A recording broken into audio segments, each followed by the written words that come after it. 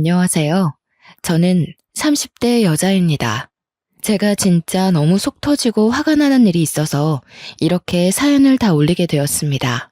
여러분들도 제 이야기를 듣고 같이 화내고 저를 응원해 주셨으면 좋겠습니다. 제가 들려드릴 이야기는 몇 년 전에 파도처럼 제게 한꺼번에 일어난 일이에요. 글을 쓰려고 다시 지난 날들을 회상하는데도 손이 떨릴 정도로 화가 치밀어 오릅니다. 그럼 지금부터 제 이야기를 시작해 보겠습니다. 저는 결혼을 해서 동갑내기 남편과 둘이 서울에서 살고 있었습니다. 저희의 연애 이야기를 해봤자 남들과 다를 거 없이 2년 정도 만났고 서로 hun기가 차서 결혼을 하게 되었죠. 글쎄, 애진옥에 이런 집안인 걸 알았더라면 어떻게든 헤어지고 피했을 텐데 다시 생각해도 바보 같았습니다. 그때는 서로를 너무나도 끔찍하게 아끼고 사랑해서 어떤 고난이 닥쳐도 이겨낼 수 있을 거라고 생각했습니다. 그래서 양가의 축복 아래 결혼을 했어요. 시댁은 강원도 아주 시골에 자리 잡고 있었습니다. 남편이 결혼 전에는 거리가 멀고 차편이 애매하다는 이유로 1년에 명절이나 시부모님 생신 이외에는 잘 가지 않았습니다. 연애할 때도 그래왔기 때문에 사실 결혼하고 나서도 그러면 된다고 생각했어요. 남편에게는 저희보다 5살 많은 신우가 있었습니다. 신우는 글쎄요, 자주 만난 적이 없었던지라 어떤 사람인지 모르고 결혼을 했죠. 저희가 결혼할 땐 이미 시집을 가 있었고 명절이고 생신이고 그저 시댁의 얼굴만 비추고 사라진다고 들었던 터라 잘 알지 못했습니다.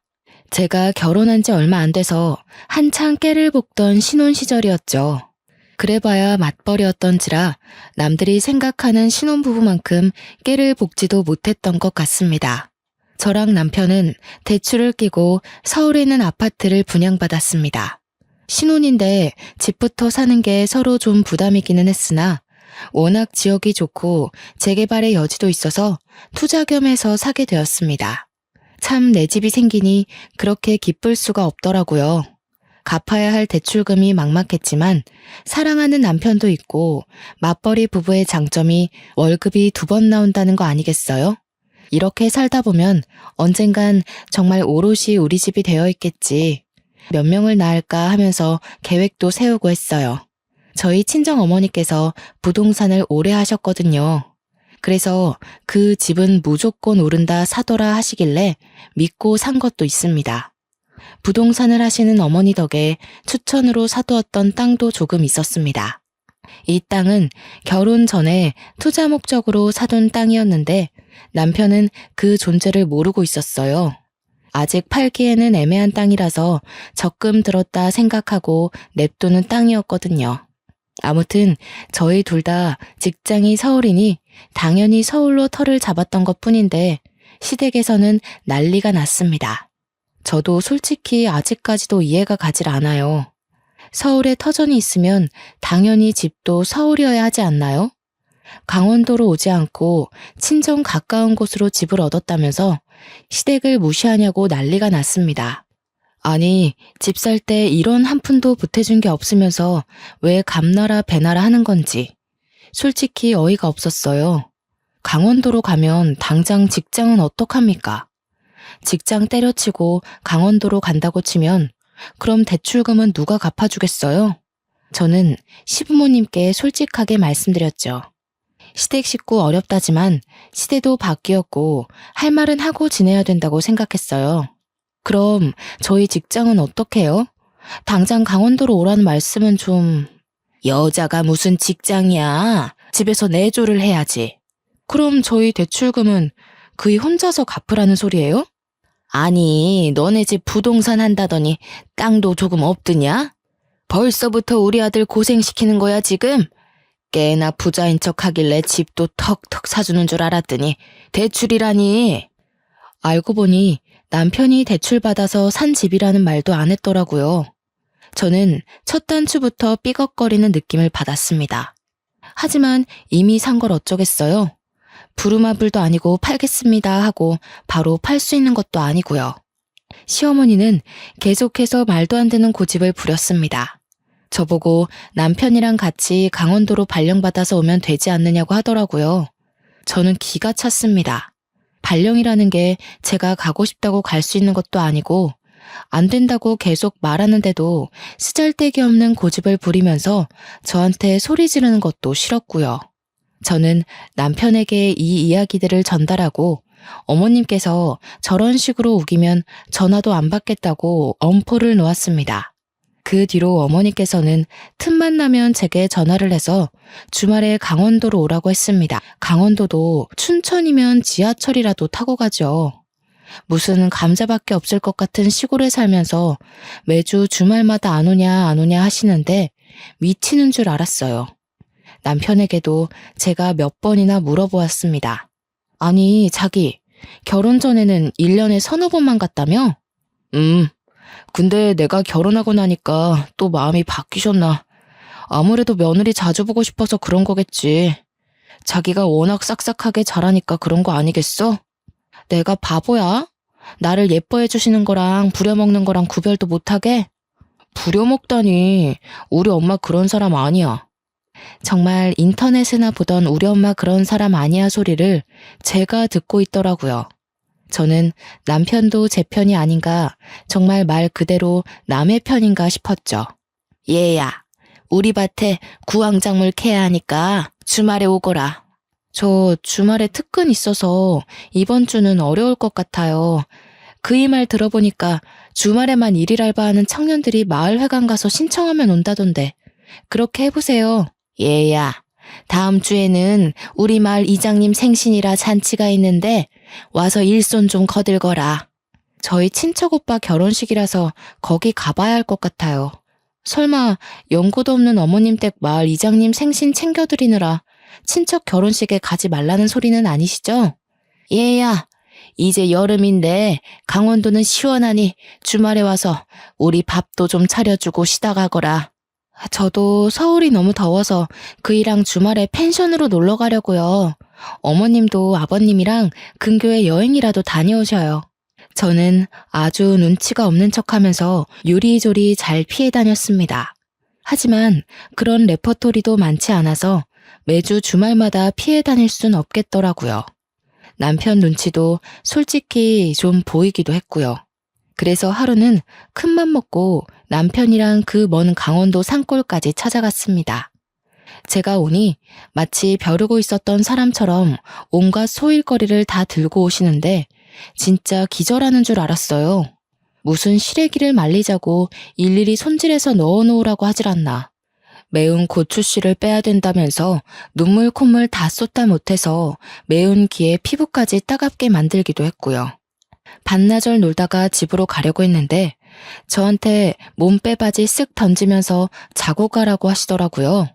남편은 아버님이랑 산책한다고 나가버리고 하나도 도와주지도 않고, 제가 평일에는 직장 다니면서 힘들게 일하고 주말에는 여기 와서 막노동을 하고 있다는 사실이 참 개탄스러웠습니다. 그래도 이렇게 한 번 하고 나면 몇 달은 잠잠해지겠지 싶어서 꾹 참았습니다. 몸빼 바지를 입은 저를 보고 한바탕 크게 웃은 남편에게 조용히 눈으로 욕을 했더니 입 다물더라고요. 설마 자고 가려는 생각인가 싶었는데 남편도 편한 옷으로 갈아입더니 저녁은 언제 먹냐고. 진짜 저 주둥이를 꼬매버리고 싶다는 생각만 가득했습니다. 그래도 일이 이렇게 된 거 성심성의껏 밥상이나 차려보자 싶어서 시골 된장 구수하게 된장찌개 끓이고 각종 나물들로 무침도 하고 선물로 사간 고기도 양껏 구웠습니다. 남편과 아버님은 맛있다고 엄지척 올리시면서 식사 잘하는데 어머님만 깨작깨작 하시더라고요. 어머님, 입맛에 안 맞으세요? 아니, 된장을 얼마나 풀어넣은 거냐? 찌개는 도무지 짜서 못 먹겠고 나물들은 손맛 하나 없이 싱겁고 고기는 이렇게 설렁설렁 구워서 핏물 다 나오는데 욕해서 이걸 우째 먹어.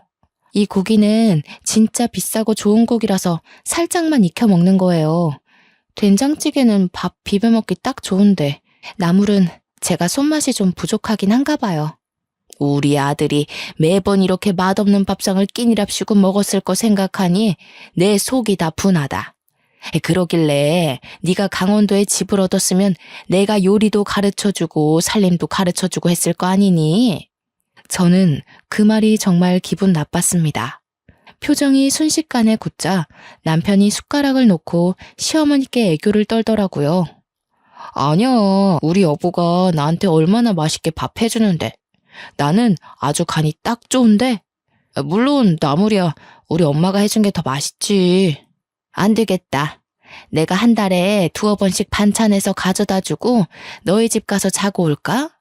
내가 차려준 밥이 훨씬 맛있지. 역시 세월의 손맛은 따라가기 힘들지.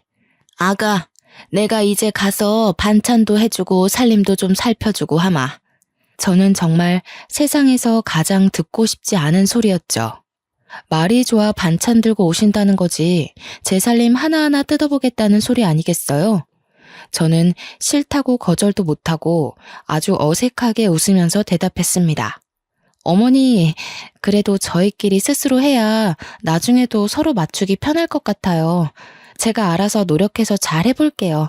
너무 걱정 마시고 어머님은 아버님이랑 즐겁게 주말 보내셔요. 완곡한 거절이었지만 시어머니는 포기하지 않은 듯 궁시렁거렸습니다. 남편도 이때다 싶어서 주말에 우리 데이트도 해야 되고 하면서 어물쩍 넘겼죠. 참 눈치 없는 남편이었지만 이때만큼은 칭찬해주고 싶었습니다.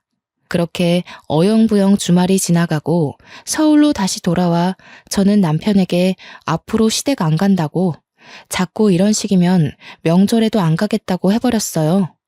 저희 친정 부모님은 사위 어색하고 불편할까 전화도 잘 안 하시는 분들인데 먼저 찾아가 본 적도 전화 드린 적도 없으면서 저만 일방적으로 효도해야 되는 게 어이가 없잖아요.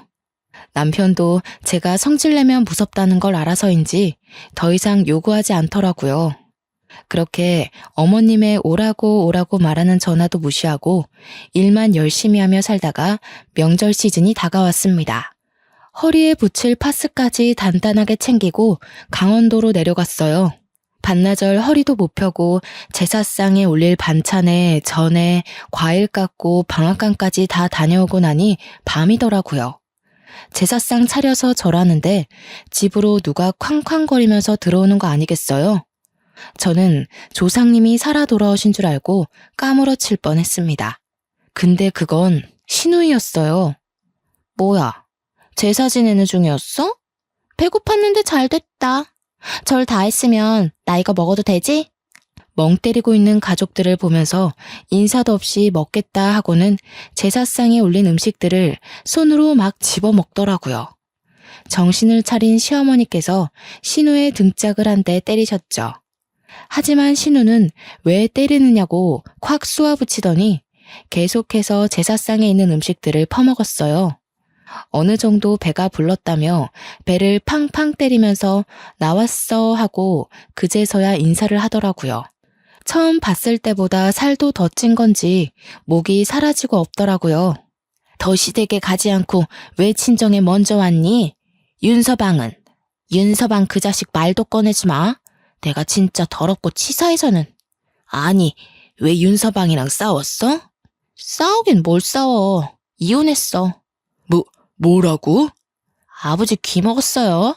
이혼했어, 이혼. 도장 꽝 찍어서 내가 이제 명절에 갈 시댁이 없어요. 그러니까 친정 왔지. 나 짐도 다 싸들고 왔어. 아직 내 방 있지? 신우는 자기가 원래 쓰던 방으로 들어가더니 그 안에 있던 잡동사니들을 다 거실로 끌고 나왔어요. 아니, 왜 내 방에 매주를 띄워놔? 냄새. 나 이제 여기서 지낼 거니까 뭐라 하지 마요. 나 쫓아내면 어디 갈 데 없어. 아니, 왜 이혼했는데, 아니, 잠깐, 아예 서류까지 다 정리된 거야? 그런 거 아니고 홧김에 이혼하자고 한 거면 가서 빌어. 그러자 신우가 서류 하나를 들이밀더라고요. 등본이랑 가족관계 증명서였어요. 거기에는 남편이 빠져 있었습니다. 내가 이런 걸로 왜 거짓말을 쳐? 이혼했어. 저는 명절에 일어난 아주 빅사건이다 싶었죠. 왜 이혼했는지 궁금했는데 차마 올케가 그런 걸 물어보기도 좀 그렇잖아요. 모양새 빠지게 할 순 없어서 궁금한 거 꾹 참고 기다렸더니 멍하니 있던 남편이 물어보더라고요. 아니 누나, 왜 이혼했는데? 말해서 뭐 어디다 써? 바람이지. 내가 진짜 그 더럽고 치사한 새끼를. 아무래도 신혼의 전 남편이 바람을 펴서 이혼한 것 같았습니다. 흥미진진하게 듣고 있던 제게 아주 벼락 같은 일이 벌어졌어요. 예, 네가 강원도에서 뭐 해먹고 살겠니? 여기는 직장도 없고 뭐 알바할 자리도 없다. 너 그러지 말고 기훈이 따라서 서울 가. 기훈이는 제 남편이었습니다. 저는 흥미롭게 이야기를 듣고 있다가 벌떡 자리에서 일어났습니다. 신우를 지금 우리 집에 데려가라는 소리인가요? 라는 말이 목구멍 끝까지 나왔지만 꾹 삼켰어요. 일단 이성을 찾는 게 먼저라고 생각해서 심호흡을 한 채 남편을 바라보았죠. 기훈이 너도 누나 내칠 생각하지 말어. 네 누나 그래도 시집 가기 전에는 이것저것 많이 했던 거 알지? 서울 가면 여기보다야 훨씬 살기 좋으니까 일단 기반 잡을 때까지만이라도 너네 집에서 있게 해라. 그래, 내 생각에도 이혼까지 해서 이제 혼자 먹고 살아야 하는데 그래도 기훈이네 집에 가 있으면 안심이라도 되지. 며느리가 또 알뜰살뜰 챙겨줄 텐데 말이야. 우리 딸 구박하지 말고 밥도 잘 챙겨주고 그래야 된다. 알았니, 아가? 저희 의견을 다들 안 들어보시고 정하시는 거예요? 왜? 옳게. 내가 가는 게 불편해? 나도 엄마 아빠 말 들어보니까 여기 산골에 박혀서 빈둥빈둥 하는 것보다야 서울 가는 게 낫겠다 싶은데. 나 나름 전문직이었어. 취직하기 어렵진 않을 거야. 서울엔 또 일자리도 많고 교통도 편하고 하니까 내일 집에 갈 때 나 좀 태워가. 다짜고짜 통보를 해대는 턱에 제가 방어하기는 쉽지 않았습니다. 남편에게 도움을 요청했지만 곰곰이 생각하던 남편이 꺼낸 말은 아주 반전이었습니다. 그래, 우리 방 하나 남으니까 거기에 일단 지내는 걸로 하자. 누나가 돈 좀 모으면 그때 원룸을 어떤지 해서 나가는 걸로 하면 되겠네. 오케이, 콜. 결국 다음날 날이 밝자마자 서울로 가자면서 차에 냅다 짐을 실어버리는데 제 이성은 가출해버렸습니다. 저는 남편의 옆구리를 꼬집었고 남편은 또 거기서 눈치 없이 악소리를 내더라고요. 꼬집어. 아니 내가 언제 꼬집었다고 그래? 시부모님께서 저를 빤히 보고 계셨기 때문에 일단 발뺌을 했죠.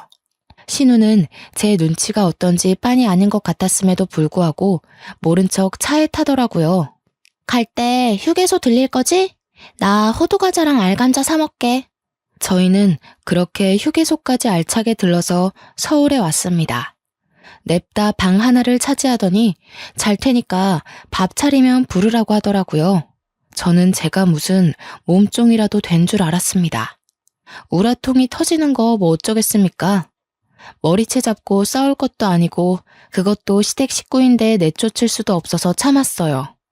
그래도 6개월 안에는 나가겠지 싶어서 지옥 같은 생활 조금만 버티자는 마음으로 참았죠. 명절이 끝나고 저도 직장인이니까 출근을 해야 하잖아요.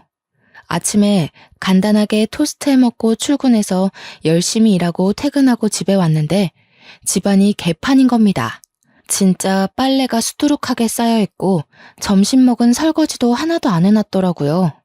남편이랑 구워 먹으려고 사다 놨던 소고기도 야무지게 먹었는지 빈 꽉만 쓰레기통에 담겨 있는데 너무 화가 났습니다.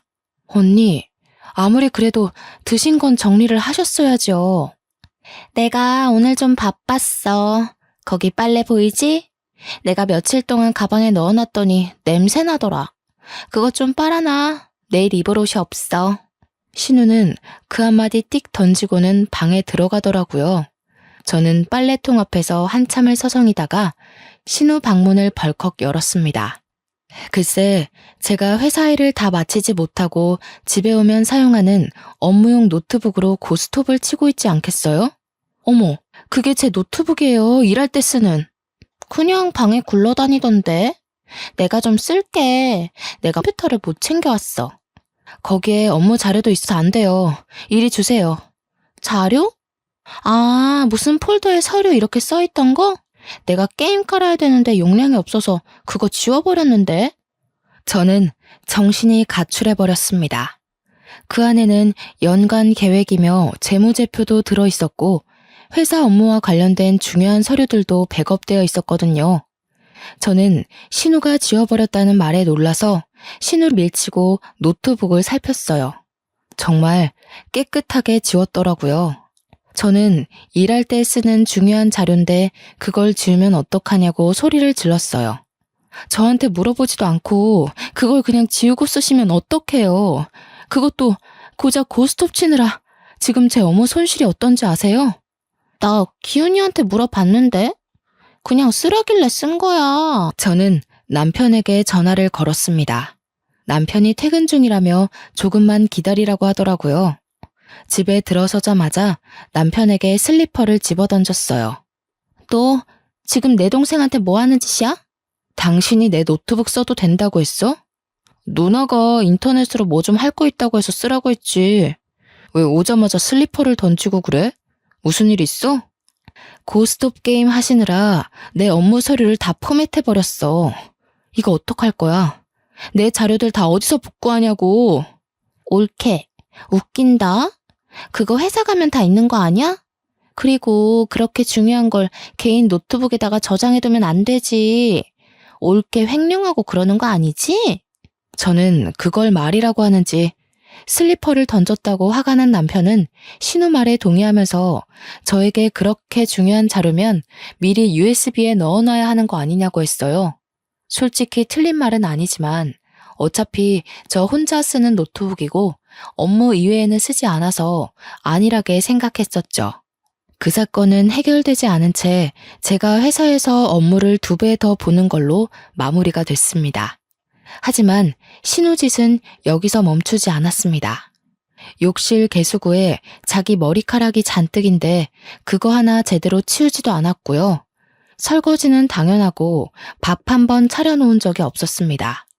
맞벌이 부부인 우리가 퇴근하고 오면 오늘은 뭘 먹을 거냐고 배고프다고 빨리 밥을 하라고 시키더라고요. 자기는 집에서 놀고 먹고 하면서 생활비 한 푼 안 보태는데 밥까지 차리라고 하니까 정말 시어머니를 모시는 것 같았습니다. 그뿐만이 아니었습니다. 빨래를 돌리는 건커녕 빨래통에 빨래를 내놔도 양말은 다 뒤집어져 있고 흰 옷이고 검은 옷이고 속옷이고 다 한꺼번에 섞어놓고 팬티에는 생리가 묻어있는데도 떡하니 펼쳐놓았더라고요. 아니, 생리대도 제 거 가져다가 팍팍 쓰는데 진짜 하나하나 아까워서 미치겠더라고요. 언니는 취업 준비하고 계신 거 맞아요? 내가 왜? 아니, 취업할 거라고 서울 와놓고서는 내가 왜? 라고 묻는 게 정상입니까? 결론은 취업 준비고 나발이고 아무것도 안 하면서 집에서 고스톱이나 치고 있다는 소리 아니겠어요?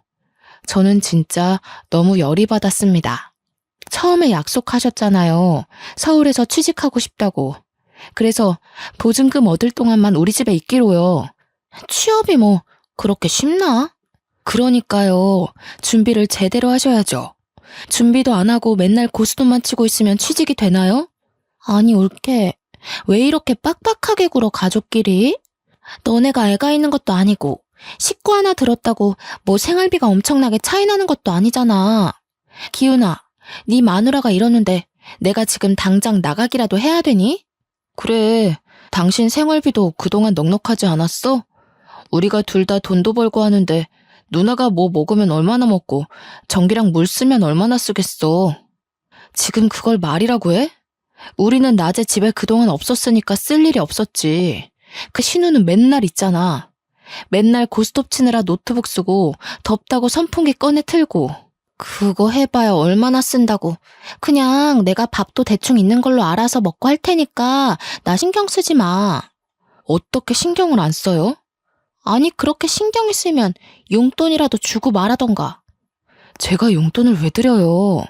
도대체 언제 나가실 거예요? 이거 봐. 나 내쫓는 게 목적이었네. 아니 내가 무슨 잔소리를 했어 어쨌어? 내가 신우짓 한 것도 없는데 왜 그래? 어차피 내 남동생네 집이고 방도 하나 남고 가족끼리 서로 도와야 하는 거 아니야? 남는 방 아니에요. 저희 애기 가지면 애기가 쓸 방이에요. 그래서 지금 뱃속에 애라도 들었니? 애도 없잖아. 이럴 때만 애 타령하지. 우리 엄마 아빠가 애 가져라 할 때는 돈 벌어야 돼요 하더니 속 보인다 너? 그러더니 아주 앞으로 힘들게 해줄 수도 있다면서 큰 소리 뻥뻥 치고는 방으로 쏙 들어가 버리더라고요. 진짜 고구마 한 200개는 먹은 것 같은 답답함이 온 몸을 휘감았습니다. 남편은 제게 누나 고집은 절대 못 꺾는다면서 말을 너무 심하게 한 거 아니냐고 했어요. 솔직히 말을 더 심하게 한 사람이 누군데 제 탓을 하나요? 이런 식으로 제 식구만 싸고 돌면 이혼해. 저는 아주 초강수를 두었습니다. 시골 분들이셔서 아들내미 이혼한다고 하면 뒷목은 잡으실 것 같은데 남편은 어떻게 나오나 궁금했습니다. 솔직히 저런 신우랑 계속 같이 살아야 한다고 하면 이혼밖에 답이 없긴 했고요. 남편은 콧방귀를 끼면서 마음대로 하던가 하더라고요. 솔직히 그냥 해본 말인 줄 아는 거겠죠. 무서울 게 없었습니다. 그래서 신우방을 열고 잠깐 나와서 다시 이야기하자고 했어요. 신우는 고스톱 치는데 방해를 한다면서 투덜거리고 다시 나왔어요. 뭐 하셨어요? 이제는 그런 걸로 코투리 잡으려고? 내 탓 아냐? 남편이 어린 여자랑 바람이 났고 나한테 들켰고 그래서 이혼했어. 그럼 위자료 받으셨을 거 아니에요? 상간녀 소송도 당연히 하셨을 거고요. 그러자 신우가 갑자기 꿀먹은 벙어리가 됐어요. 위자료까지는 생각 못했는지 남편이 신우를 채근하더라고요. 그래. 받았어. 3천 받았다 3천. 그 돈 다 어쩌시고 돈 없어서 여기서 지내겠다고 하시는 거예요? 3천만 원이면 월세 보증금 하고도 남아요. 아니 나는 뭐 돈 쓸 데가 없겠어? 누나, 솔직하게 말해. 돈 다 어디다가 썼어? 어디 빚이라도 있었어? 아니면 뭐 명품 중독이야? 아니야. 고스톱 하느라 썼어. 저거 돈 충전해서 치는 거란 말이야. 그래서 따면 진짜 현금으로 바꿔줘. 내가 아주 크게 한번 따려고 싹 다 꼬라박았는데 휴지돼서 사라진 거지. 누나 미친 거 아니야? 이제부터 언니도 저희 집에서 생활하시려면 생활비 보태세요. 신우는 그 말에 아주 곡소리를 내면서 가족끼리 너무한다고 그러는 거 아니라고 소리를 꽥 질렀어요. 당연히 수중에 가진 돈이 한 푼도 없으니까 생활비를 보탤 수 없겠죠. 그러면 취직이라도 하던가. 한심하게 위자료 받은 거는 전부 도박에 날리고 이러는 꼴이라니. 제가 한심해 죽겠다는 표정으로 신우에게 쏘아대니 신우도 열이 받았는지 두고 보라고 했지? 하면서 시어머니에게 전화를 걸었습니다. 제 눈앞에서 울면서 서러워서 못 살겠다는 둥 며느리가 이래도 되냐고 시댁 무서운 줄 모른다고 하소연을 하더니 시어머니께서 당장 가겠다고 하시더라고요. 저는 이 시간에 어떻게 오겠냐고 자러 갈 준비를 했어요. 저는 내일도 출근을 해야 했으니까요. 새벽 1시에 소란스러워 문을 열었더니 시어머니께서 진짜 오셨더라고요. 저와 남편은 자다 깨서 깜짝 놀랐고 씩씩거리는 시어머니가 저를 확 밀치셨어요. 저는 중심을 잃고 뒤로 크게 넘어졌습니다. 신우는 안 자고 있었는지 거실에 나와 낄낄거리고 있더라고요. 저는 수치심과 더불어 억울한 마음에 시어머니께 뭐 하는 짓이냐고 소리를 질렀습니다. 시댁 무서운 줄도 모르고 이것이 우리 기정이한테 무슨 짓이야? 뭐? 생활비를 보태라고 해? 너네 서울에서 직장 생활한다고 강원도도 안 내려오면서 무슨 우리의 돈까지 받아쳐먹으려고? 저는 무슨 죄가 있어서 신우를 모시고 살아야 돼요? 설거지도 안 해, 빨래도 안 해.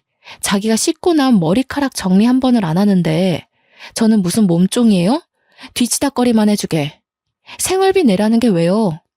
놀고 먹으니까 못 내는 거지. 취업 준비도 안 하고 위자료로 받은 3천만 원도 고스톱에 꼬라박는 사람인데요. 어머님이 데려가세요. 제가 사실만 말하자 시어머니는 할 말이 없는지 갑자기 주저앉아서 엉엉 우시기 시작했어요. 신우와 남편도 그런 시어머니 옆에 찰싹 붙어서 편을 들더라고요. 너 어른한테 싸가지 없이 그게 무슨 말버릇이야? 그것도 남도 아닌 우리 엄마한테. 너 이런 식으로 나오면 너도 이혼남 될 줄 알아. 이혼이라는 말에 시어머니께서 욕을 한 사발이 뱉으면서 제 머리채를 잡으셨습니다. 저는 머리카락이 쥐어뜯기는 와중에 저희 친정 부모님께 전화를 걸었어요. 살려주세요 하면서 전화를 걸자 새벽 2시가 다 되어가는 시간인데도 무슨 일이냐며 한달음에 신혼집으로 달려오셨습니다. 저는 머리가 산발이 되어 있고 시어머니와 신우도 씩씩거리고 있고 남편은 일 크게 만든다며 저를 나무라더라고요. 저희 부모님은 그 꼴을 보고 너무 열이 받았는지 저한테 싹 다 이야기하라고 했고 저는 시어머니의 시집살이부터 시작해서 신우가 우리 집에 온 것까지 빠짐없이 일러 바쳤습니다. 이런 망할 집구석을 봤나. 당장 이혼해. 누구 마음대로 이혼을 합니까? 누가 뭘 잘못했는데? 지금 우리의 머리털 다 뜯어놓고도 그런 소리가 나옵니까? 경찰 안 부른 것만으로도 감사한 줄 아십시오. 참나. 그럼 이혼하더라도 할 건 확실하게 하자. 너 그 땅값 많이 올랐더라? 그것도 반반하는 거지? 땅? 무슨 땅? 내가 깜빡 속았지 뭐야. 얼마 전에 일이 있어서 등기부등본 떼보니까 제 명의로 땅이 있더라고, 하남에. 알짜배기라서 값도 엄청 올랐던데 그것도 반으로 나눠. 아니, 그건 우리 딸 시집 오기 전부터 가지고 있었던 건데 왜 나눠? 재산이 있는 거 숨기고 대출받아서 집 샀잖아요. 그 땅만 팔았어도 대출금 안 갚아도 되는 건데 속인 게 맞으니 내놔야죠. 그거 팔아서 내 피부 관리샵 내면 되겠네. 그러면 이혼도 안 해도 되는 거 아니야? 나는 샵 운영하면서 수익금 나면 생활비 내면서 여기서 살고 나 취직도 하는 거고 다 좋은 거 아니야? 언니 머리에 똥만 가득 찼어요? 내가 그걸 팔아서 왜 언니 가게를 내줘요? 우리 집 대출금도 갚고 있는 마당에. 요망한 기집애. 재산이 있으면서도 그게 아까워서 숨기고 우리 아들 뼈 빠지게 일한 돈으로 대출금을 갚으라고 시켜? 아들만 대출금 갚았나요? 저도 같이 갚고 있거든요.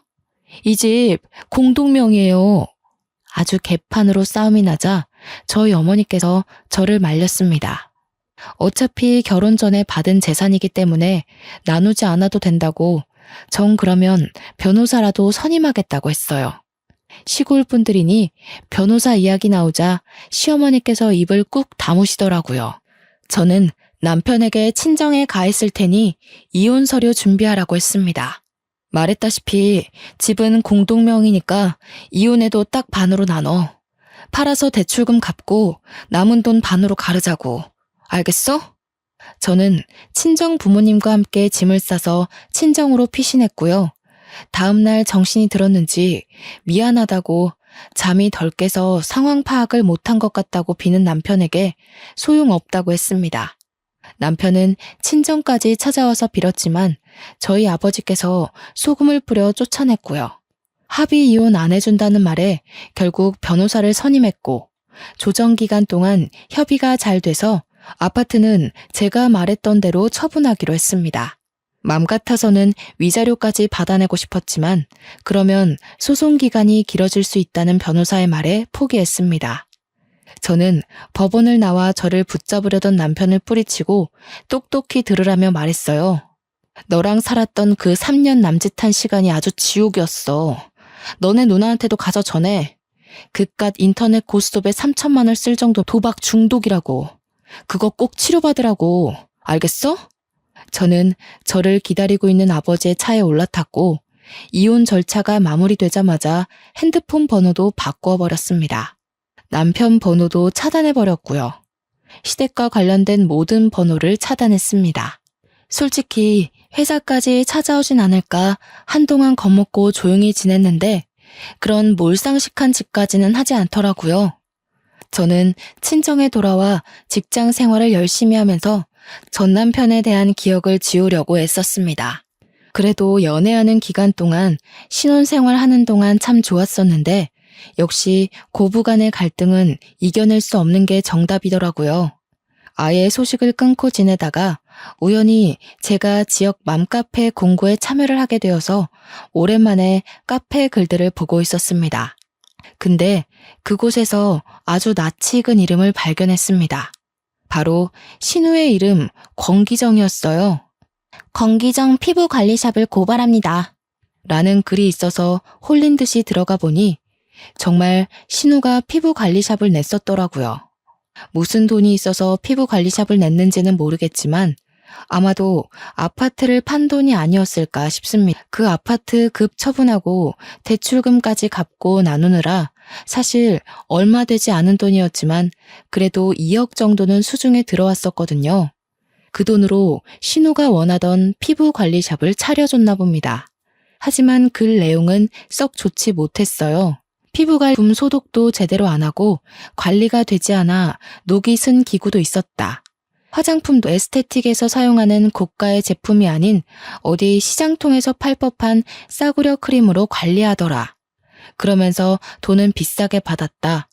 관리를 하러 가서 오히려 피부염에 걸렸고 결국 보건소에 신고까지 해서 지금은 영업 정지 상태다. 라는 글이었습니다. 영업 정지를 한 달 처분받았기 때문에 한 달 뒤에 다시 오픈하면 그 가게는 절대 가지 말라고 써 있더라고요. 지역 맘카페가 얼마나 활성화되어 있는지 아시죠? 그 밑에 댓글들이 수십 개가 달렸는데 가관이었습니다. 저도 그 샵 다니고 나서 피부에 트러블이 엄청 생겼어요. 거기 피부관리샵 사장이 싸가지 없는 걸로 엄청 유명해요. 거기 피부관리샵에서 피부 완전 망가지고 저 그래서 소송하려는데 참여하실 분? 소송 관련 댓글에는 밑으로 쭈루룩 같이 참여하고 싶다고 소송 걸자고 난리도 아니더라고요. 말해 뭐 하겠어요. 결국 샵이 망했다고 하더라고요. 그것도 그 샵을 차리느라 돈도 날리고 빚만 잔뜩 얻어서요. 저는 인과응보라고 생각하고 아주 속이 시원했습니다. 한 일주일쯤 지났나? 저희 회사 앞에 전 남편이 절 기다리고 있더라고요. 몇 개월 만에 보는 전 남편은 아주 바싹 말라서 거지 같은 꼴을 하고 저를 보고는 황급히 달려오더라고요. 아버지께 호출을 해야 하나 고민하고 있었는데 바싹 마른 꼴이 또 불쌍하게 느껴져서 이야기만 잠깐 하자는 말에 근처 커피숍을 갔어요. 내가 아주 생각을 잘못한 것 같아. 너와 함께 살았던 아파트도 날리고 모든 걸 다 처분하고 보니 너의 소중함이 느껴지더라. 우리 다시 합치면 안 되겠니? 있을 때 잘했어야지. 이제 와서 무슨 소용이야? 죽어도 너랑 합칠 마음 없고 너 도와줄 마음도 없어. 너 지금 신우가 피부관리샵 했다가 망해서 돈도 잃고 빚만 생겨서 이러는 거 아니야? 제가 한 말에 아주 전곡이라도 찔렸는지 뜨끔하더라고요. 너 그걸 어떻게 알아? 혹시 지역 맘카페며 보건소며 신고한 게 너야? 이건 또 무슨 애먼 사람 잡는 소리야. 나도 며칠 전에 맘카페에서 글 본 거야. 내가 너나가 샵을 차렸는지 망해버렸는지 사실 알게 뭐니? 너 정말 지독하다. 그래도 우리가 같이 살았던 정이 있고 한때는 가족이었는데 어떻게 말을 그렇게 할 수 있어? 너 하는 꼬라지 보니까 딱 봐도 내 하남 땅 팔아서 도와달라고 찾아온 건가 본데 절대로 너 도와줄 맘 없고 너랑 이렇게 얼굴 보고 있는 것도 거북해. 다신 나 안 찾아왔으면 좋겠어. 저는 그렇게 자리를 떼고 일어났습니다. 하지만 이 스토커 같은 가족들은 맘카페에서 제 핸드폰 번호를 찾았는지 저한테 연락을 계속 하더라고요. 내가 서울 산다고 욕심 안 낼 테니까 내 동생이랑 다시 재결합해. 다시는 도달라고 안 할 테니까 이번 한 번만 도와주렴. 너네 아파트 팔았던 돈 그거 가지고 있지? 우리 좀 빌려다오. 저는 2번 다신 연락하지 말라고 엄포를 놓고는 연락을 받지 않았습니다. 그러다가 또 전 남편이 저에게 연락을 했더라고요. 화가 나서 답장을 하려고 문자 메시지를 열었는데 전 시아버지의 부고 문자였습니다. 전 시아버지는 신우가 보증금 좀 해달라고 하도 바락바락 물고 늘어져서 무리해서 집 담보로 1억을 대출해줬는데 알고 보니 그 돈으로 신우가 고스톱을 친 거였어요. 돈 다 날리고 찜질방 전전긍긍하면서 지내다가 못 버티고는 시댁으로 돌아갔는데 그 사실을 알게 된 시아버지가 혈압이 올라 그 자리에서 쓰러졌답니다. 평소에 심장 혈관 쪽에 문제가 있었던 터라 혈관이 떡하니 막혀버렸고 시골 동네라 응급시술을 할 수 있는 병원이 없었대요. 구급차를 타고 큰 병원으로 이송되는 과정에서 사망하게 되었다고 하더라고요. 저는 저에게 구구절절 설명해주면서 장례 날짜와 발인 날짜를 보내는 남편도 참 이해가 안 갔습니다.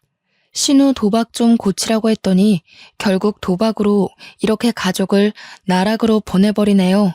저는 솔직히 시부에게도 좋은 감정이 전혀 없었기 때문에 그의 죽음이 슬프거나 비통하지도 않았습니다.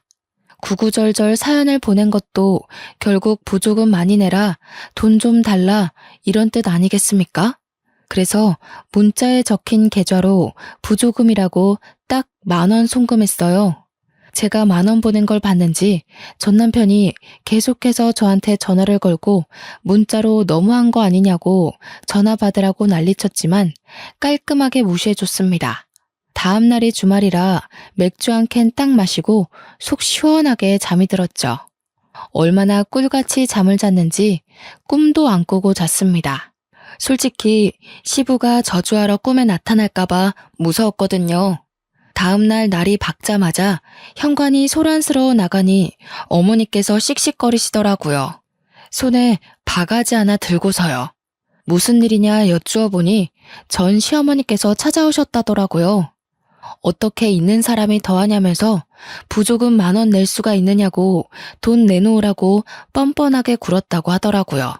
그 말에 열이 받은 어머니께서 무려 바가지에 변기물을 담아 확 쏟아부었다고 하더라고요.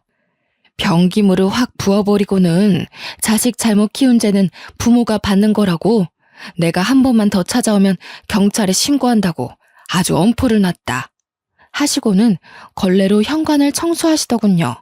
그 뒤로 정말 뭐가 무서운 건지 저한테 연락 한 통 없었습니다. 후에 들리는 소문에는 신우의 망나니 짓이 소문이 나서 남편이 이혼당한 거라고 회사의 얼굴을 들고 다닐 수 없을 정도라네요. 간간히 지역 맘카페에도 아직 오르락 내리락 하는 것 같고요. 저는 이혼이라는 인생의 오점이 남았을지언정 지금은 너무나도 행복하게 살고 있습니다. 제 이야기 어떠셨나요? 확실히 너무나도 열받는 이야기죠? 화나는 일은 여기다 다 풀어버리시고 우리 행복한 일만 생각하도록 해요. 이야기를 들어주셔서 감사합니다.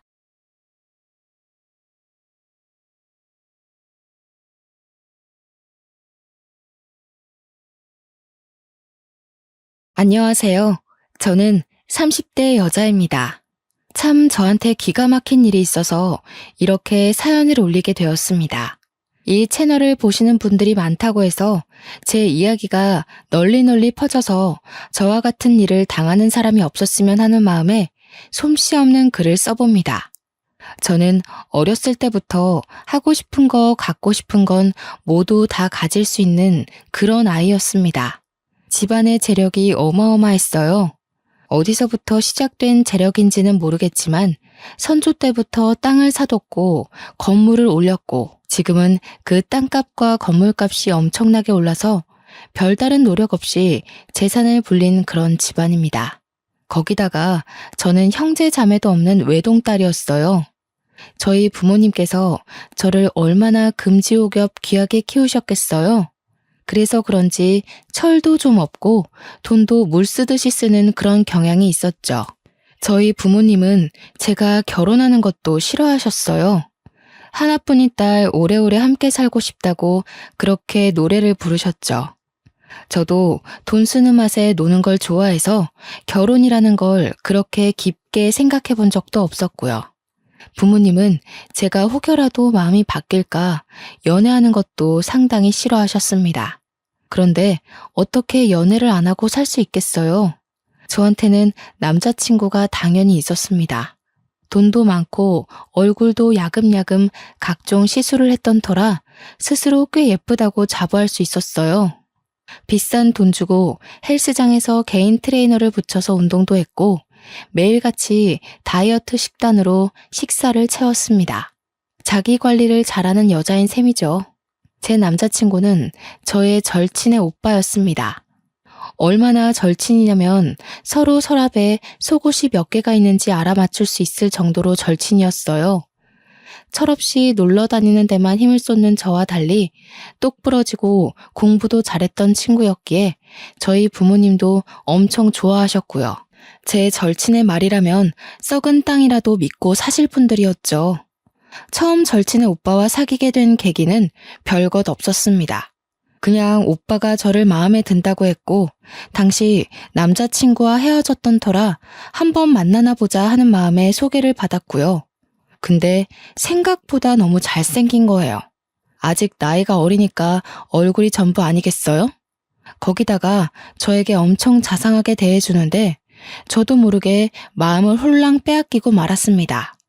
거기다가 친구와 오빠 사이도 상당히 좋아 보였습니다. 원래 남매라는 게 서로 물어뜯는 재미로 산다고 하던데 이 남매들은 서로를 못 챙겨서 안달이 난 것 같이 굴었거든요. 아무튼 저는 한 남자친구를 6개월 이상 만나본 적이 없었는데 오빠랑은 벌써 2년 가까이 사귀고 있었던 시점이었어요. 친구네 집은 솔직히 잘 사는 축에 끼지도 못하는 집이었습니다. 그냥 평범함에서 조금 덜 사는 수준? 아버지께서 평범한 회사원이시고 어머니는 가정주부이신 그런 집이요. 학자금 대출을 갚느라 힘들어하는 친구에게 제가 몇 번이나 대출금을 갚아주겠다고 했지만 친구 자존심에 그건 싫었나 봐요. 딱 잘라 거절하기에 저는 대신 맛있고 비싼 밥이나 사주고 말았죠. 친구는 학원을 다니면서 하루 종일 공부했지만 저는 비싼 과외를 받고 추천서를 돈 주고 사서 대학을 가고 뭐 그 정도 차이는 있었습니다. 저는 근데 이 차이를 친구가 자격지심으로 받아들이지 않고 너와 나는 수준 차이가 나는 거다 하고 솔직하게 인정을 해줘서 오랜 시간 친구로 지낼 수 있는 것 같았어요. 제가 너무 제 자랑을 많이 했죠? 이제부터 이야기를 본격적으로 시작해 보도록 하겠습니다. 친구가 대학을 졸업하고 취업 준비를 할 무렵 친구네 아버지께서 갑자기 일을 그만두셨다고 했어요. 그래서 친구네 집 수입이 갑자기 사라졌습니다. 친구는 대기업 살 길이 막막하니 대기업 취업 준비를 그만두고 당장 들어갈 수 있는 중소기업에 취직을 했습니다. 월급 차이가 대기업과는 꽤 났지만 일단 일을 하면서 재취업 준비를 하겠다고 하더라고요. 그쯤에서 친구 오빠랑 저랑 소개팅을 했고 사귀게 되었고요. 친구 오빠는 몇 년을 공무원 준비를 한다고 시험 공부를 하고 있던 상황이었습니다. 저는 그런 오빠의 뒷바라지를 나름 열심히 하고 있었어요. 시험 공부에 필요한 인터넷 강의도 결제해주고 문제집이나 교재 같은 것도 제 카드로 샀고요. 오빠가 공부하느라 외적인 것에 신경을 못 쓰는 것 같아서 한 달에 한 번 제가 다니는 청담동 고급 미용실에 데려가 이발도 시키고요.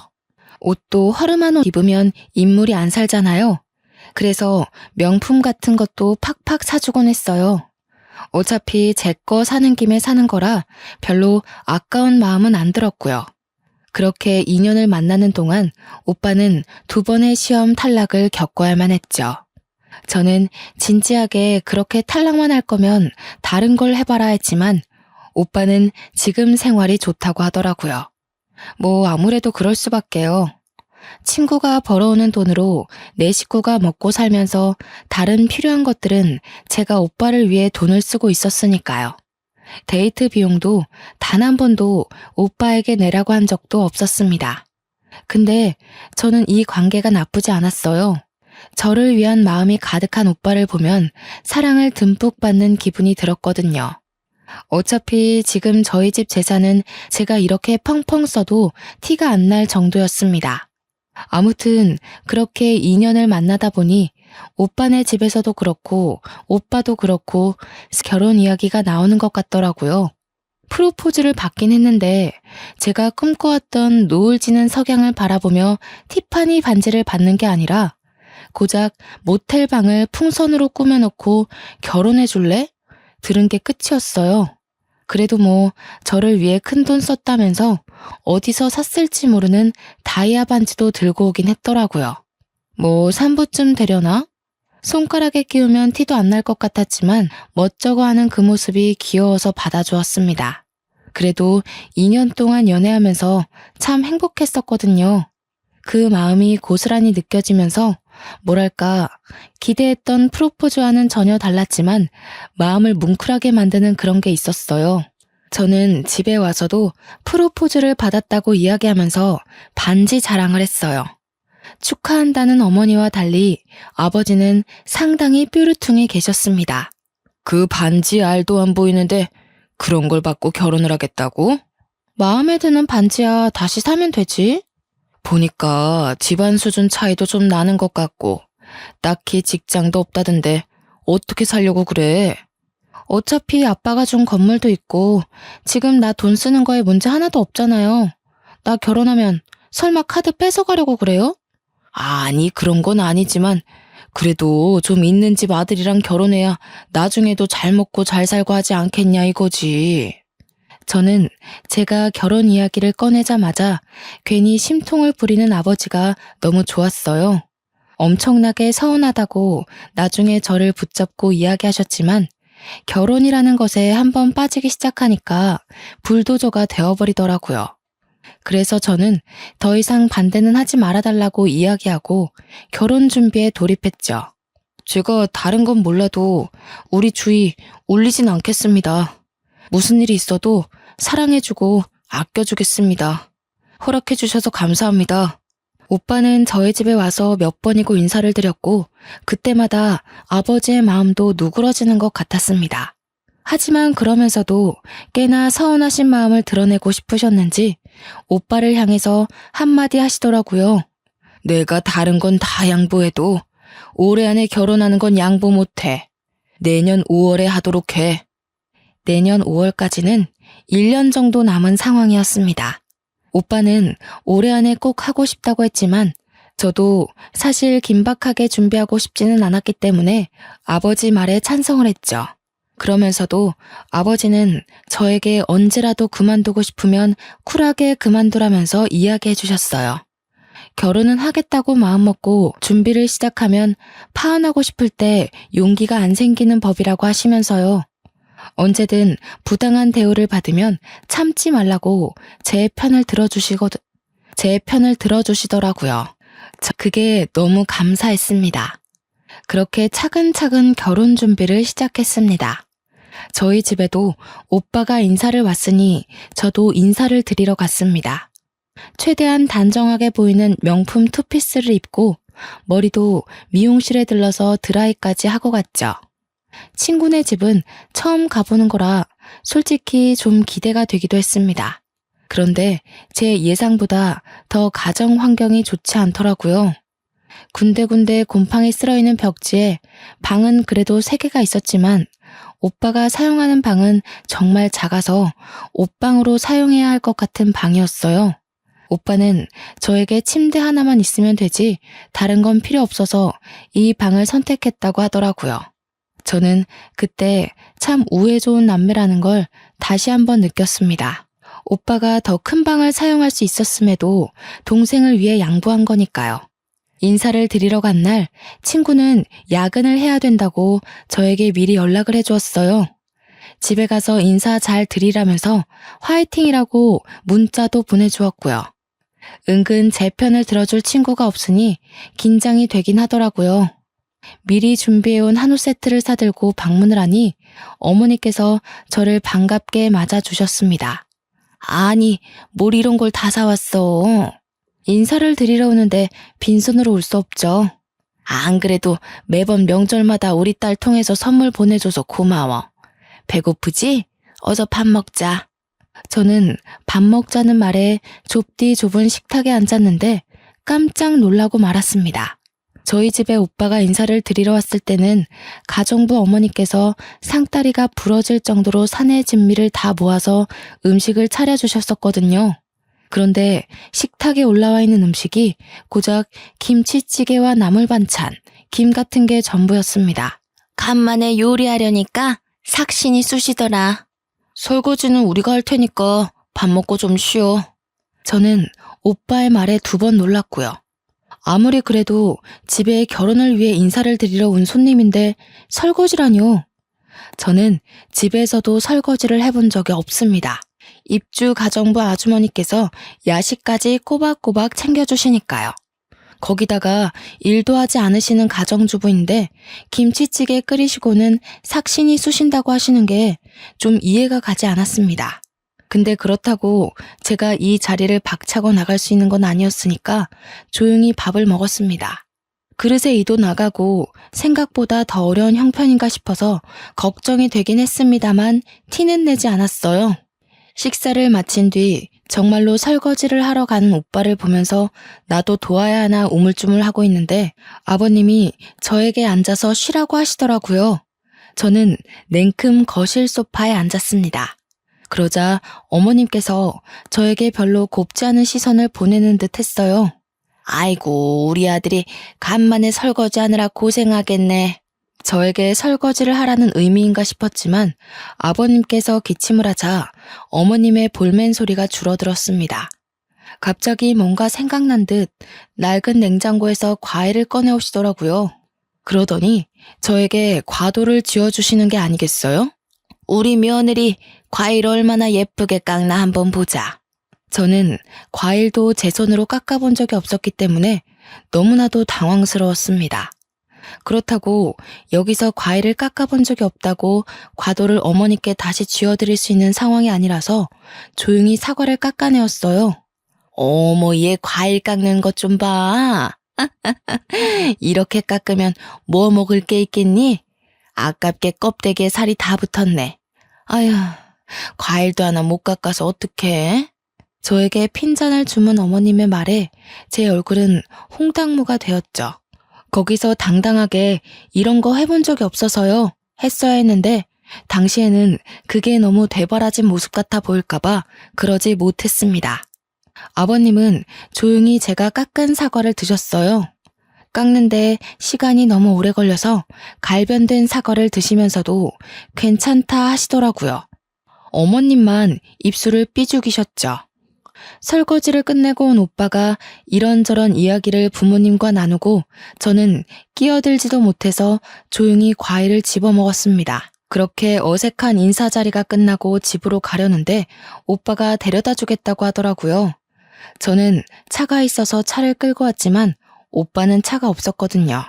그리고 어차피 제가 운전해서 가면 되니까 굳이 그럴 필요가 없었는데 귀찮게 데려다 준다고 해서 됐다고 말하려는 순간이었어요. 얘, 시간이 늦었는데 어딜 데려다 주고 온다는 거야? 늦은 시간에 혼자 가는 남의 딸은 별로 위험해 보이지 않으셨나 봐요. 나 어차피 차 가지고 왔으니까 혼자 가도 돼. 저 이만 가보겠습니다. 차가 있어? 어떤 차? 너네 집 꽤 잘 산다고 했지?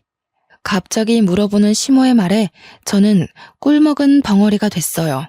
그렇게 면전에 대놓고 우리 집 잘 사냐고 물어볼 줄은 몰랐습니다. 친구랑도 오랜 시간 알아왔으니까 대충 들어서 알고 계실 줄 알았거든요. 아니, 내가 대충 듣긴 했는데 그래도 본인한테 듣는 게 더 정확하니까. 건물이 몇 채나 있다고 들었는데 맞지? 네. 저는 대충 대답하고는 그 자리를 도망치듯 빠져나왔습니다. 제 반응에 오빠가 좀 이상한 낌새를 느꼈는지 굳이 아파트 입구까지 따라 나와서는 사과를 했어요. 네가 너무 마음에 드셔서 질문을 좀 생각 없이 하신 것 같아. 벌써부터 가족같이 생각하시나 보다. 우리 자기 점수 많이 따서 좋겠네. 저는 오빠의 말에 조금 안심이 되었습니다. 가족같이 생각해서 그런 질문을 했다고 하면서 점수를 많이 딴 거라고 하니까요. 저는 오늘 즐거웠다고 인사를 하고는 집으로 돌아왔어요. 부모님께서 은근 궁금해하는 눈치셨지만 솔직히 말해봐야 흠만 될 것 같아서 잘 먹고 잘 쉬다 왔다고 둘러댔습니다. 이제 별 문제 없이 결혼 준비만 하면 되겠지 했던 제 생각은 아주 산산조각이 났습니다. 자꾸 시어머니 되실 분이 저에게 돈 가지고 훈수를 두기 시작한 거였어요. 예, 네가 이제 내 며느리가 될 거니까 솔직하게 한마디 해도 되겠니? 무슨 문제 있으세요? 아니, 너 지난번에 집에 올 때 입었던 옷, 그거 땡땡 명품 브랜드 옷 맞지? 그렇게 자꾸 사치 부리다가는 버는 족족 옷 사고 가방 사는데 다 나가지 않겠니? 우리 아들이 이제 공무원 되면 공무원 월급으로는 상상도 못할 건물들이잖아. 저는 제 카드를 사용해서 사는 물건들인데 저한테 왜 그런 말을 하는지 이해하지 못했습니다.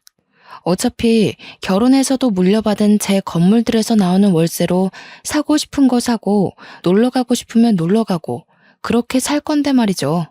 나는 그런 가방이 하나도 없는데 며느리만 그렇게 좋은 거 들고 다니면 내 친구들이 뭐라고 하겠어.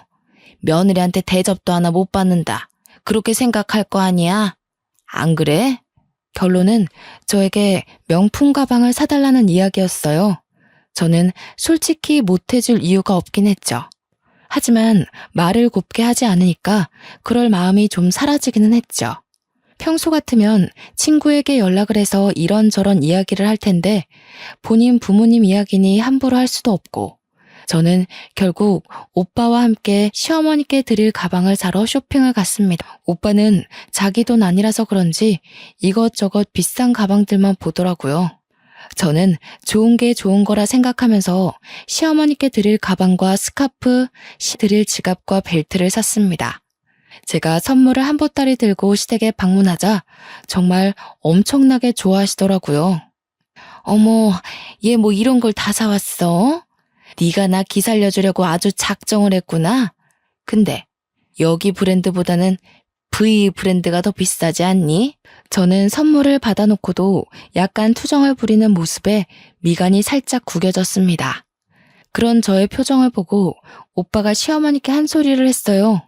가방 모델마다 가격은 다 달라요. 며느리가 시어머니께 점수 따려고 사온 건데 그렇게 표현해야겠어요? 아니 뭐 내가 뭘 어쨌다고. 아무튼 고맙다 얘. 안 그래도 할 이야기가 있었는데 잠깐 앉았다가 가라. 저에게 할 이야기가 있다고 하시면서 커피를 타주시더라고요. 믹스커피지만 워낙 달달한 걸 좋아하기 때문에 감사합니다 하고 받았습니다. 아니 내가 지난번에 왜 건물 몇 채 있느냐고 물어봤었잖아. 거기 혹시 비어있는 자리도 없니? 아마 지금은 없을 거예요. 계약 기간이 6개월 정도 남은 자리는 있고요. 그래? 그럼 잘 됐다. 알다시피 우리 딸이 혼자 벌어다가 가족들 생계를 책임지고 있잖니. 하루 이틀 미안해야지 원. 그래서 말인데 나랑 바깥 양반이랑 가게라도 한번 해볼까 하는데 며느리 좋다는 게 뭐야. 자리 하나만 내줘. 건물에 임대를 달라는 말씀이시죠? 우리가 가진 게 별로 없어서 보증금도 못 주긴 하지만 그래도 노후 준비는 해야 되지 않겠니? 장사하면서 너네가 우리 용돈 주고 생활비 보태주고 하면 노후 준비는 충분할 것 같은데 아니면 아예 우리 노후 준비하라고 크게 한 방 싸줘도 되고. 저는 갑자기 저에게 노후 준비를 운운하며 돈을 달라는 식으로 말하는 시어머니 행동이 이해가지 않았습니다. 솔직히 저도 부모님 잘 만난 덕에 돈 걱정 없이 살고 있긴 하지만 적어도 자식 둘 다 성인으로 키웠으면 노후 준비는 스스로 하셔야 하는 게 아닌가요? 자식도 아니고 며느리에게 당연하다는 듯 요구하는 게 그것도 아직 결혼을 한 사이도 아니고요. 그리고 내가 들어보니까 차도 여러 대 있다던데 맞지? 저는 평소에 차를 참 좋아해서 마음에 드는 모델이 있으면 리스로라도 꼭 끌어보는 성격이었습니다. 그래서 지금 보유하고 있는 자동차가 3대 정도 있었고요. 네, 차 몇 대 있어요. 아니 우리 차가 벌써 16년 가까이 된 경차거든. 15만 킬로 이상을 타다 보니까 글쎄 차가 너무 낡았지 뭐야. 끌고 나갔다가 사고가 날 수도 있고 우리가 사고 나면 자식들이 걱정이지 뭐. 그래서 말인데 우리도 새 차 하나 해주는 게 어때? 새 차를요? 응. 이왕이면 새 차가 좋지. 내가 봐둔 모델이 있거든. 핸드폰으로 전송해둘게. 저는 당황했어요. 솔직히 저한테 차를 바꿔달라고 할 줄은 몰랐거든요. 차가 한두 푼 하는 것도 아닌데 말이죠. 적어도 몇 천은 들 텐데 신혼집을 해주시는 것도 아니면서 저런 걸 요구하다니 좀 뻔뻔하다는 생각이 들었습니다. 안 그래도 차가 좀 오락가락 하길래 불안하긴 했는데 사고 나기 전에 바꾸는 게 현명하긴 하지.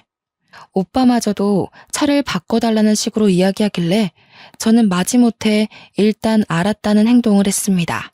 집에 와서 고민하다가 결국 제 차 중에 국산 세단 하나를 드리기로 마음을 먹었어요. 그 차도 제가 소중하게 생각하는 차였지만 지금 새 차를 계약하기에는 시간도 오래 걸릴 것 같았거든요.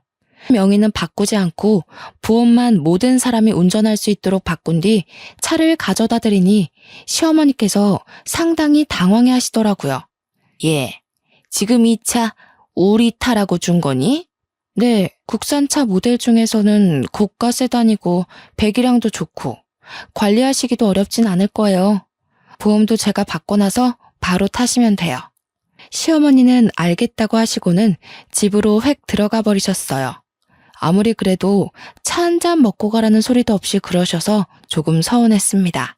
일단 차도 해드렸겠다. 이제 혼수만 제대로 준비하면 되려나 싶었습니다. 근데 문제는 거기서 끝나지 않았습니다. 신혼집을 제대로 정하지 못한 거예요. 저는 오빠에게 넌지시 신혼집에 대해서 물어보았습니다. 우리 집은 어디로 해주신대?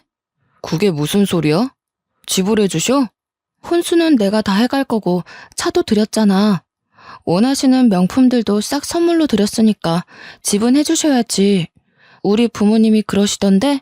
와, 진짜 있는 사람들이 더하다고 하더니 너무한 거 아니야? 우리 부모님 집 봤지? 노후 준비도 제대로 못 하신 거. 그러는 와중에 집까지 해달라는 건 좀 너무하지 않아? 그러면 집까지 나보고 하라는 이야기야? 지금 너도 돈 가지고 유세 떠는 거야? 솔직히 나는 우리 사이에 돈 문제로 이렇게 싸움이 난 적 없어서 이 상황이 너무 지치네. 당연히 집은 너희 집에서 해주는 줄 알았어. 그러면서 어깨를 축 늘리는 오빠의 모습에 저는 미안한 마음이 조금 들었어요. 오빠의 말 맞다나 제가 훨씬 잘 살고 있으니 사랑만 있다면 누가 집을 해오는 게 문제가 될까요? 어차피 명의도 제 명의로 두면 되는 것인데 제가 너무 스트레스를 받아서 오빠에게 인색하게 군 것 같았습니다. 저는 알겠다고 하고 부모님께 이 이야기를 전했어요. 그러자 아버지께서 상당히 불편해하셨습니다. 아무리 집에 돈이 없어도 그렇지. 이것저것 다 요구하는 것도 모자라서 집까지 해달라고? 어차피 제가 살고 있는 집도 평수 넉넉해서 신혼집으로 꾸미기에 나쁘지 않을 것 같고요. 기운 집안에 시집 보내는 것도 속이 터지겠는데 참, 그래도 네가 그렇게 좋다고 하니 내가 어찌 반대를 하겠니?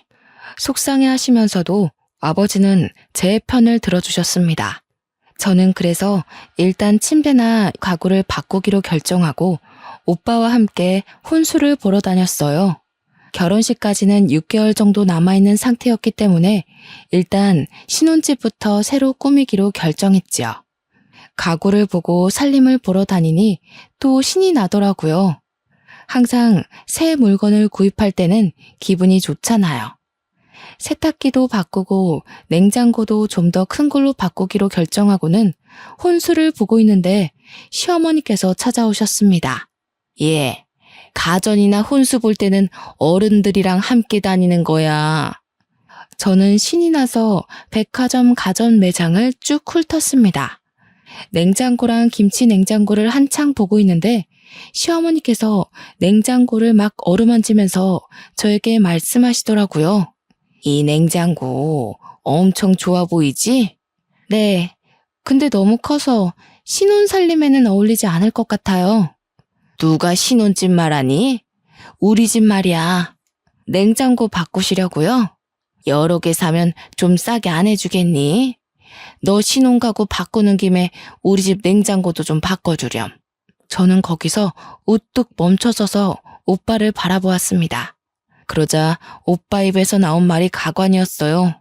차도 있던 거 줬으니까 돈 아꼈잖아. 냉장고 하나 바꿔드려도 괜찮을 것 같지 않아? 차값 생각하면 훨씬 싸게 먹히는 장사 같은데. 그래, 너 외제차도 2대나 있다면서 굳이 우리한테 국산차 준 거 아니니? 굳었으니까 그걸로 냉장고나 한 대 사줘라. 이 김치 냉장고랑 세트인가 본데? 저는 냉장고에 흠뻑 빠진 시어머니를 두고 오빠를 잡아채서 구석진 곳으로 갔습니다. 해도 해도 너무하지 않아? 냉장고까지 사달라고 하는 건. 그리고 외제차 이야기는 왜 나오는 거야? 그거 유지할 수 있는 돈은 있고? 그 정도는 네가 좀 챙겨줄 수 있는 거잖아.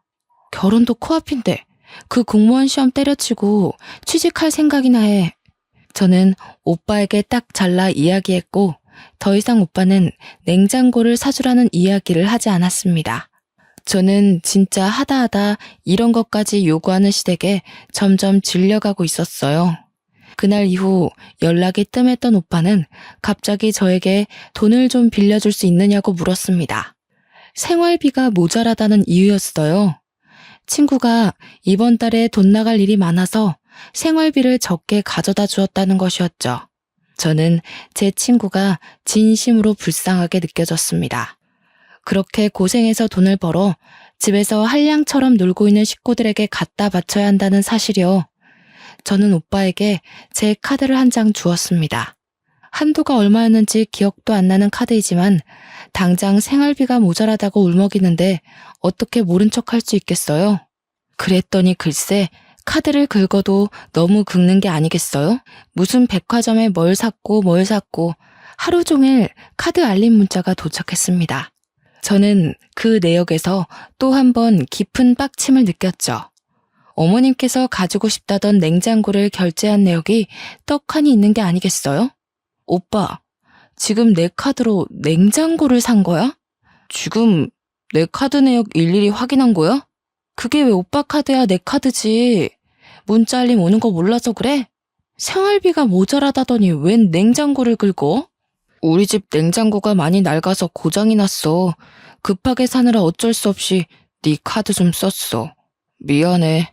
그래도 카드 한도 자체가 제가 감당할 수 있는 정도라서 일단 넘어가줬습니다. 그런데 제가 진짜 제일 열받는 일은 그 다음에 벌어졌어요. 결혼식을 3개월 앞둔 시점 청첩장이 나왔고 저는 청첩장을 돌리러 다니기 시작했습니다. 저희 부모님께서도 슬슬 지인분들께 청첩장을 나눠주겠다고 하셨고요. 드디어 결혼하는구나 싶어서 마음이 두근두근 거릴 때 시어머니께서 전화를 하셨어요. 예, 바쁘니? 무슨 일이세요? 아니, 내가 용한 점집에 갔는데 네가 남자가 많아 보인다고 하지 뭐야? 너 사주 좀 불러봐라. 내가 제대로 점 한번 쳐야겠다. 아니다. 그러지 말고 안 바쁘면 나와. 나랑 우리 도령님 만나러 가게. 어머님, 저 천주교 신자라서 사주 같은 거 안 봐요. 지금 벌써부터 내 말을 안 듣는 거야? 내 말이 우스워? 종교적인 문제잖아요. 저는 독실한 천주교 신자라고요. 절대로 사주만큼은 보지 않습니다. 너 찔리는 게 있어서 그러는 거 아니야? 내가 이야기 들어보니까 속옷도 맨날 야시러운 것만 입는다고 하던데. 그런 것도 결혼하기 전에 다 정리해. 분명 도령님께서 너 남자 많아 보인다고 했었다고. 그게 다 그런 데서 보이는 거 아니겠니? 아니 무슨 도령님이 제 속옷을 본 것도 아니면서 저런 식으로 저를 음해하는 게 너무 어이가 없었습니다. 가뜩이나 냉장고 사건 이후에 시어머니와 연락을 자제하고 있었는데 저한테 남자가 많아 보이네 어쩌네 하면서 예의 없게 행동하시니까 더 싫더라고요. 점점 전화에 대고 잔소리하는 것도 질려가서 휴대폰을 슬쩍 귀에서 떼고 딴짓을 하고 있는데 선을 넘으시더라고요. 내가 우리 딸한테 들으니까 너 한 남자를 오래 못 만난다고 하더라. 나중에 바람이라도 피면 위자료 아주 단단히 준비할 거야. 알겠어? 저는 기가 막히고 코가 막혔습니다. 제 절친이 그런 소리를 했다는 것도 믿기지 않는 일인데 위자료 이야기를 꺼내는 거 정상일까요? 저는 청첩장을 모조리 찢어버리고 싶었습니다. 지금까지 제가 해간 것만 해도 얼마인지 가늠이 되시나요? 무려 갖은 명품들에 차도 한 대 들였고 신혼집도 제 명의의 집에서 시작하기로 한 마당에 거기에 냉장고까지. 오빠는 그 와중에도 뭘 하고 다니는지 제 카드로 사치를 부리는데 여념이 없었습니다. 저는 더 이상 참을 수 없었습니다. 일단 시작이 절친의 말에서 비롯된 거라고 하시니 저는 제 친구에게 전화를 걸었습니다. 껏 지친 목소리로 저의 전화를 받더라고요. 너 도대체 집에다가 무슨 소리를 하고 다닌 거야? 내가 무슨 소리를 어떻게 하고 다녔다는 거야? 뭔데 다짜고짜. 어머님께서 내가 무슨 야한 속옷을 입는다는 둥, 한 남자를 오래 못 만난다는데 바람피며 위자료 두둑하게 준비하라는 둥, 이게 다 무슨 소리냐고. 나도 처음 듣는 소리야. 그게 말이 돼? 어머님께서 너한테 들었다고 이미 다 말씀하셨어. 친구는 한참 동안 말이 없다가 한숨을 푹 내쉬더라고요.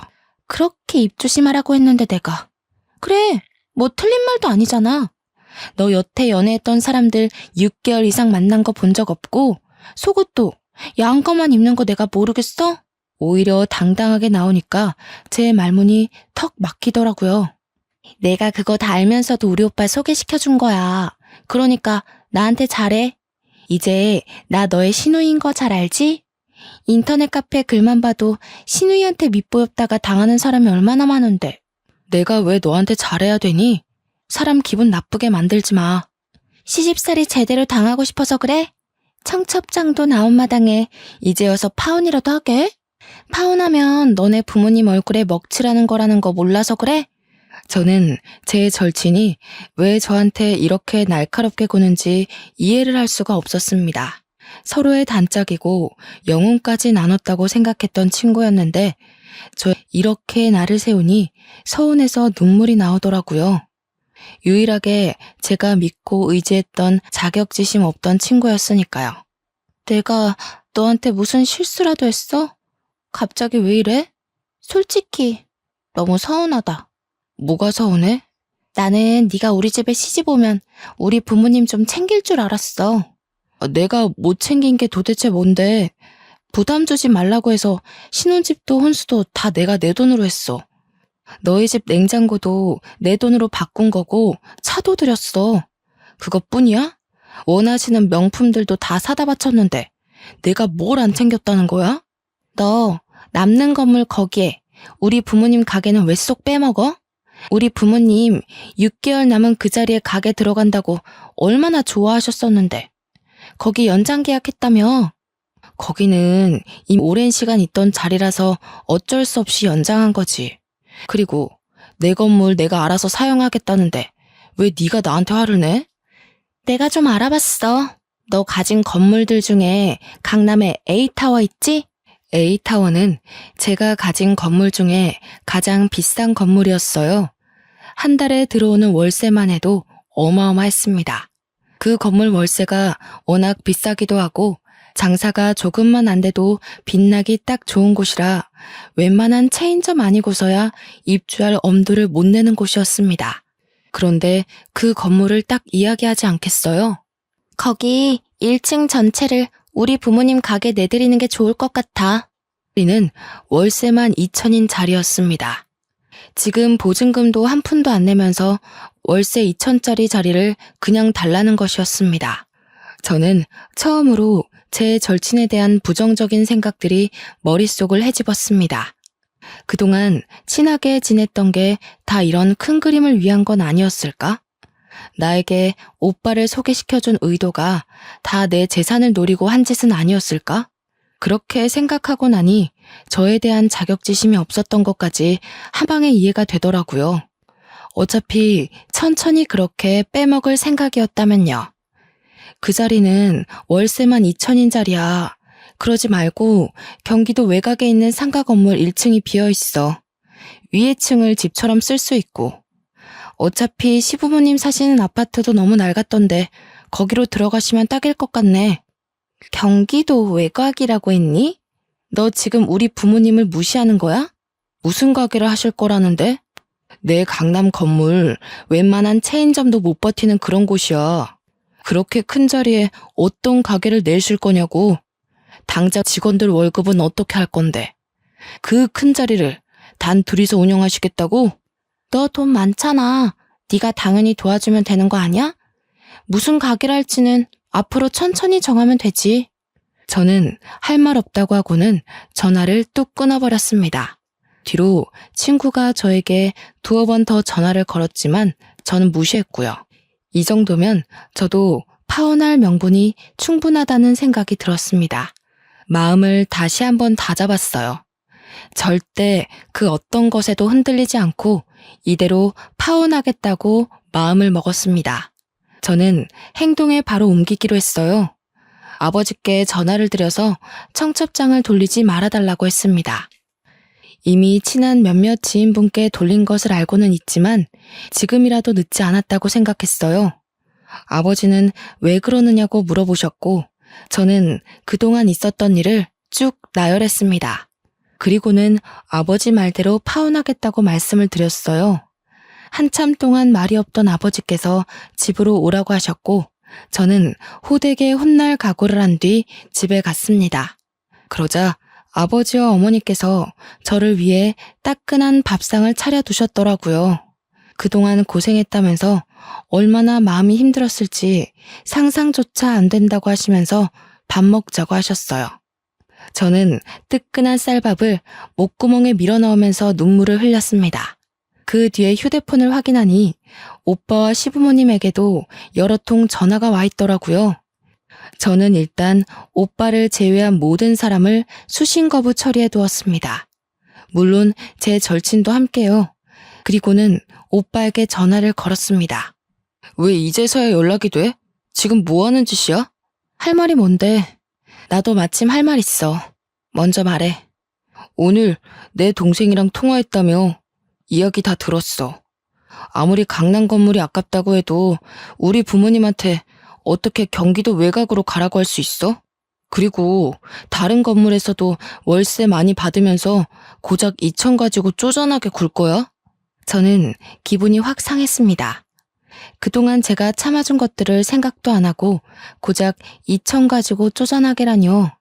저도 좋은 소리가 나가지 않더라고요. 우리 파혼하자. 뭐? 너 지금 결혼이 애들 장난이야? 파혼이라니. 우리 만나서 이야기해. 오빠는 제 파혼 통보에 적잖이 당황한 것 같았습니다. 결국 카페에서 만나기로 약속을 잡았습니다. 웃기게도 제가 카페에 가니 시댁 식구들이 전부 다 나와 있더라고요. 너 지금 뻔뻔하게 파혼이라고 했니? 내가 이럴 줄 알았어. 남자 생겼지 너. 아줌마, 막말하지 마시고요. 파혼할 거니까 그런 줄 아세요.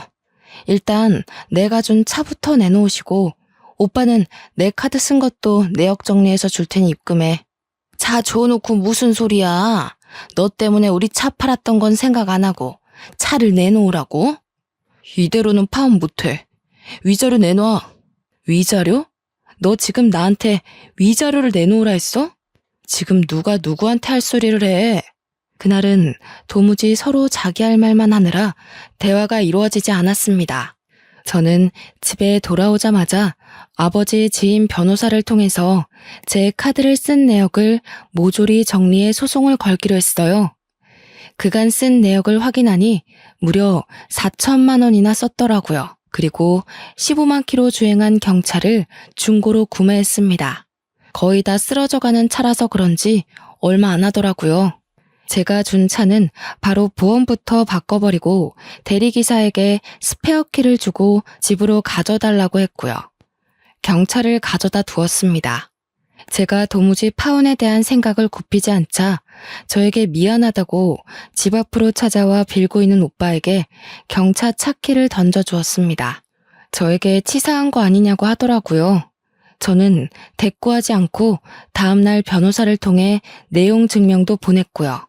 당장 돈 때문에 발등에 불이 떨어진 오빠네 가족 모두 다 저희 집에 찾아와서 울고 불고 빌고 나중에는 소리 지르고 난리를 치더라고요. 저는 조용히 경찰을 불러서 해결했습니다. 아버지는 제게 아주 강단있는 결정을 했다면서 칭찬해 주셨고요. 그날을 계기로 하나 배웠습니다. 사람은 급이 맞는 사람과 살아야 한다는 것을요. 비록 절친을 잃었지만 어차피 겉과 속이 다른 사람이었으니 큰 미련 두지 않기로 했습니다. 저는 제가 살던 집을 처분했고 지금 본가에 들어와 살고 있어요. 부모님과 행복하게 살다가 나중에 선봐서 그 맞는 사람과 결혼하려고 합니다. 제 이야기를 들어주셔서 너무나도 고맙습니다.